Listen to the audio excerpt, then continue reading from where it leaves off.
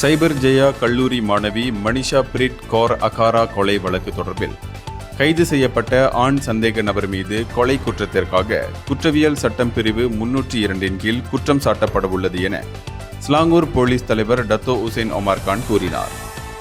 இன்று காலை 8:30 மணி அளவில் சந்தேக நபர் மீது செப்பாங் மஜிஸ்ட்ரேட் நீதிமன்றத்தில் குற்றம் சாட்டப்படும் என முன்பதாக தெரிவிக்கப்பட்டிருந்தது. இருப்பினும் இவ்வழக்கின் செவிமடுப்பு ஒத்திவைக்கப்பட்டுள்ளதாக செப்பாங் போலீஸ் தலைவர் நூர் இசாம் பஹாமான் உறுதிப்படுத்தியதாக FMT இன்று செய்தி வெளியிட்டுள்ளது.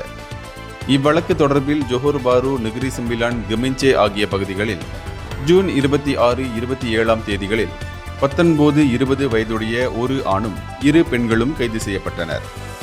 இதனிடையே ஜூன் 24 தேதியன்று சைபர் ஜெயா கல்லூரி மாணவியான மனிஷா பிரீத் அவர் தங்கியிருந்த கொண்டோமினியமில் இறந்த நிலையில் கண்டெடுக்கப்பட்டார். சவ பரிசோதனை முடிவுகள் தலையில் ஏற்பட்ட பலத்த காயத்தினால் அவர் இறந்துள்ளதை உறுதிப்படுத்தின. மேலும் இவ்வழக்கில் கைது செய்யப்பட்ட 3 சந்தேக நபர்களுக்கான தடுப்பு காவல் ஜூலை 1 தேதி வரை நீட்டிக்கப்பட்டுள்ளது. இந்தியர்களின் இதய குரல் மக்களோசை.